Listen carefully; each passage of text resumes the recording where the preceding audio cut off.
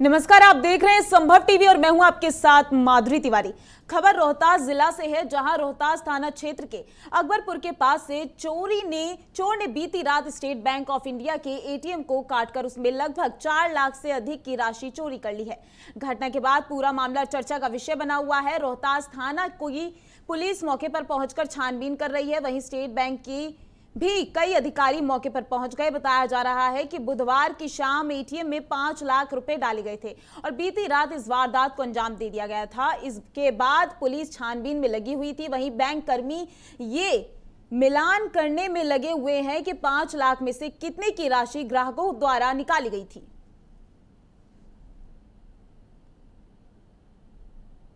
खबर जनपद वाराणसी से है, जहां रामनगर थाना क्षेत्र के अंतर्गत रत्तापुर गांव में एक व्यक्ति को जबरन बंधक बनाकर मारपीट करने का मामला सामने आया है। वहीं बंधक बनाए जाने की जानकारी देते हुए उसे छुड़ाने गए लोगों को भी मारा पीटा गया और पत्थरबाजी भी की गई। सूचना होते ही रामनगर थाना पुलिस मौके पर पहुंची तो मामला शांत हुआ। सूचना मिलते ही थाना प्रभारी रामनगर फोर्स के साथ मौके पर पहुंचे और घायल लोगों को इलाज के लिए अस्पताल में भर्ती कराया गया और बंधक बनाए युवक अजय के पिता की तहरीर पर 2 लोगों को गिरफ्तार किया गया और आगे की कार्रवाई में पुलिस जुट गई।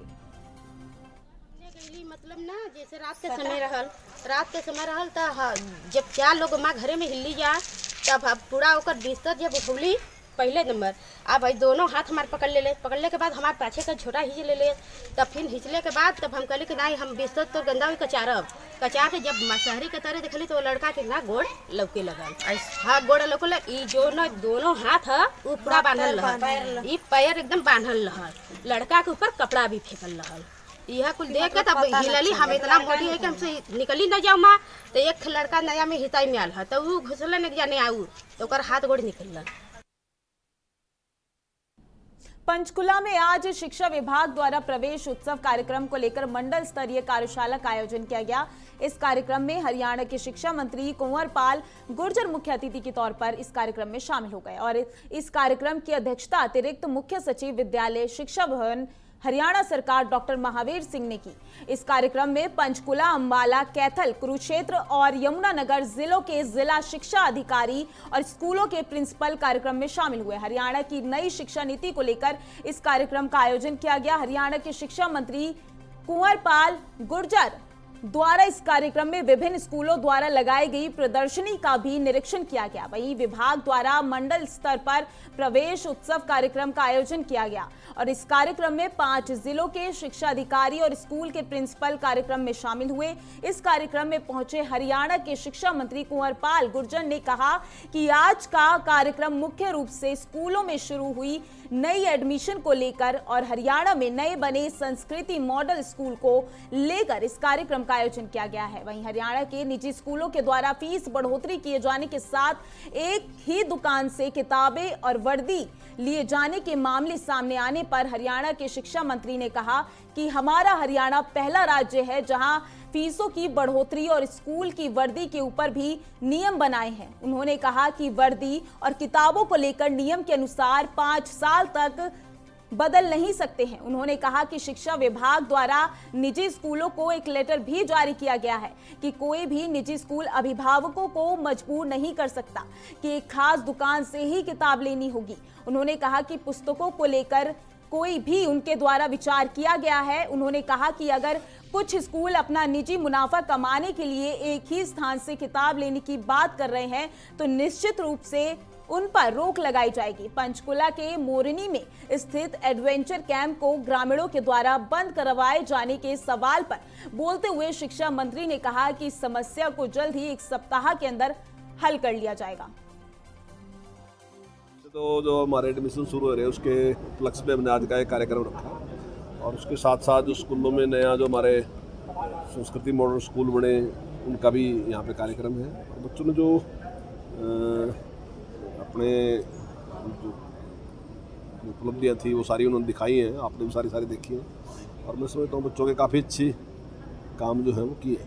नहीं जल्दी उसमें लगे हुए हैं और इंटरव्यू उनके चल रहे हैं। काफ़ी काम उसमें हो चुका है, बहुत थोड़ा बाकी है। और बेगूसराय में आज हड़ताली चौक पर ग्राम रक्षा दल सह पुलिस मित्र के द्वारा अपने स्थायी मानदेय को लेकर मौन जुलूस निकालकर बिहार सरकार के खिलाफ नाराजगी जाहिर की है। इस दौरान उन्होंने कहा कि सभी थाना प्रभारी के निर्देशानुसार संध्या प्रहरी रात्रि गश्ती व राष्ट्रीय पर्व एवं आपदा के समय जैसे कि बाढ़, भूकंप, कोरोना आपदा में सहयोग किया है, परंतु समुचित सामग्री, लाठी, टॉर्च, वर्दी एवं मानदेय नहीं मिल पाया।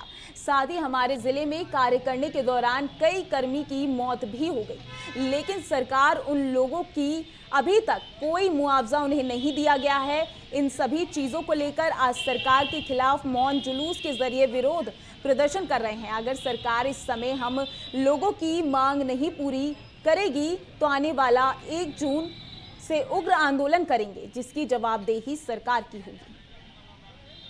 आज हम ग्राम सदस्य पुलिस मित्र पंचायती राज अधिनियम के तहत विगत कई वर्षों से संध्या प्रयास करते हुए सरकार की सभी डीम प्रोजेक्ट में काम करते हुए आ रहे हैं, परंतु सरकार अभी तक हम लोगों को कुछ नहीं दिया है, जिसके कारण हम लोग की जो मूल जो मांगे हैं मानदेय एवं स्थायीकरण को लेकर आज हम लोग धरना प्रदर्शन पे ये मौन जुलूस निकाले हुए हैं। वहीं हमारे कुछ साथी जो हर साल कहीं ना कहीं उनकी मृत्यु हो जाती है किसी न किसी कारणवश से, जिसको सरकार की ओर से कोई मुआवजा नहीं मिलता है। विगत कुछ महीना पहले ही हमारे एक साथी विजय यादव जी की मृत्यु हो गई थी। उनके 4 परिवार हैं जो आश्रित उनको ना असहाय हैं, जिनको लेकर आज उनकी मुआवजा को लेकर भी आज हम मौन जुलूस किए हुए हैं। और हमारी जो मूल मांगे हैं मानदेय एवं स्थायीकरण को लेकर जो मुख्यतः है आज हम लोग मौन जुलूस 20 अप्रैल करीब सुबह 10 बजे एमसीडी ने अपनी कार्रवाई शुरू की। बुलडोजर चलना शुरू हुआ। बुलडोजर से सड़क पर मौजूदा अवैध खोमचों को तोड़ दिया गया।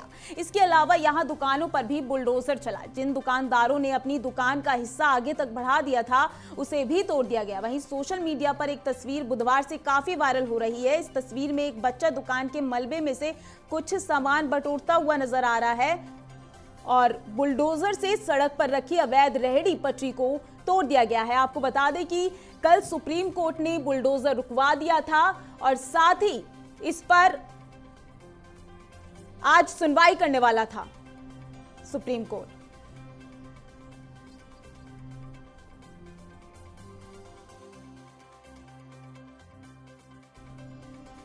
जहांगीरपुरी डिमोलिशन केस में सुप्रीम कोर्ट ने सुनवाई के दौरान कहा कि फिलहाल जहांगीरपुरी में तोड़फोड़ नहीं होगी। कोर्ट ने नोटिस जारी कर दिया है, अथॉरिटी से जवाब मांगा है। अब इस मामले की 2 हफ्ते बाद सुनवाई होगी। कोर्ट का यथास्थिति बरकरार रखने का फैसला जारी रहेगा। बता दें कि जस्टिस एल नागेश्वर राव और जस्टिस BR गवई की बेंच ने मामले की सुनवाई की। सुप्रीम कोर्ट के आदेश के बाद भी तोड़फोड़ जारी रखने पर सुप्रीम कोर्ट नाराज है। कोर्ट ने कहा है कि हम इस पर गंभीर रुख दिखाएंगे। अधिवक्ता दुष्यंत दवे ने कहा है कि ये राष्ट्रीय महत्व का मुद्दा है। इस पर जस्टिस नागेश्वर राव ने कहा कि इसमें राष्ट्रीय मुद्दा क्या है, ये एक इलाके से जुड़ा मामला है। जहांगीरपुरी याचिकाकर्ताओं की ओर से अधिवक्ता दुष्यंत दवे ने कहा कि ये मुद्दा सिर्फ जहांगीरपुरी तक सीमित नहीं है, ये देश भर के सामाजिक ताने बाने के खिलाफ है। लोकतंत्र रह गया है, लोकतंत्र खत्म करने की कोशिश की जा रही है, कानून का शासन भी नहीं रहा। कैसे बीजेपी अध्यक्ष कमिश्नर को चिट्ठी लिखकर कहते हैं कि तोड़फोड़ कीजिए।